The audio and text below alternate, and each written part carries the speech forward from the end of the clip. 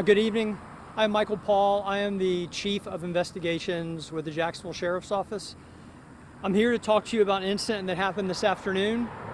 Patrol officers were dispatched to a shooting at 4:59 p.m. and this occurred in the 10,900 block of Traci Lynn Drive. Patrol officers arrived on scene at 5:02 p.m.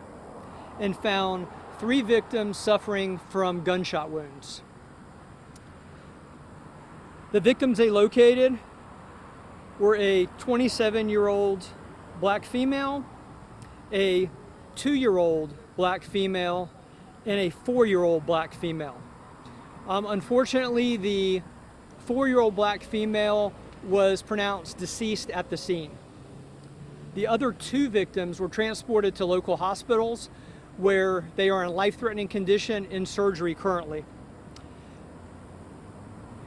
We do have a suspect in custody at this time, and from what we're seeing is that the incident stems from a domestic dispute between the suspect that we have in custody and the adult female. Currently, we are not releasing any names due to next of kin not being notified and the investigation being in the early stages. Homicide detectives are on scene conducting interviews, and the state attorney's office is on scene as well. And I can take some questions if anybody has any. Any indication what that domestic dispute may have been over or what it was about?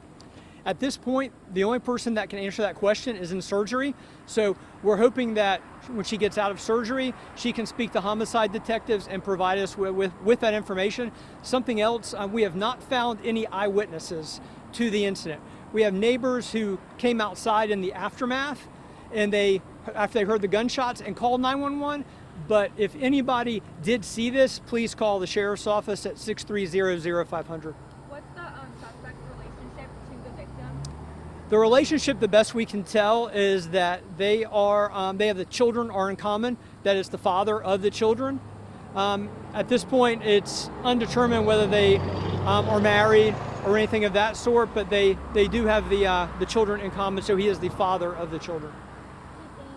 Did this happen outside or inside? And then the connected incident on Arlington Expressway, how did it get over it? So it appears this happened outside of the house, kind of on the porch area in the front of the house. The incident on Arlington Expressway has nothing to do with this.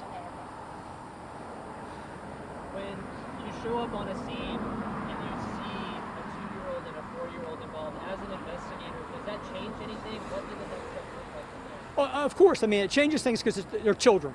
And obviously it's sad, it's upsetting when anybody is injured or, shot or hurt, but when it's children, it's even more so. And especially when you have a child who is deceased at the scene, it's tough for investigators and it's tough for the neighborhood, for the neighbors who know the kids. So, our thoughts and prayers go out to the family, of the victim and the neighborhood, who I'm sure know these kids very well. Do you know if the law in this case had a protection order at all? At this point, we have not found anything like that, but again, it's still early in the investigation and the detectives will dive into that to see if there's anything. Was the suspect taken into custody on scene or somewhere else? He was not. He was taken into custody at another location. We had our community problem response unit located him driving a vehicle, and we did have his vehicle information, which was provided to us when the officers arrived, and they located him. They conducted a block of his vehicle, and they took him into custody. About how long after the shooting was he taken into custody? It was very quickly. It was within about 20 or 25 minutes of the shooting.